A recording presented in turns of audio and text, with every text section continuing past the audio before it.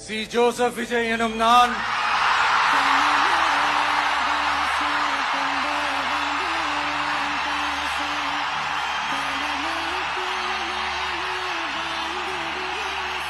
சட்டப்படி அமைக்கப்பெற்ற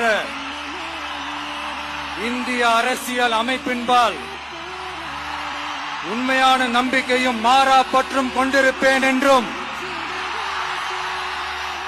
இந்திய நாட்டின் ஒப்பில்லாத முழு முதல் ஆட்சியையும் ஒருமையையும் நிலைநிறுத்துவேன் என்றும்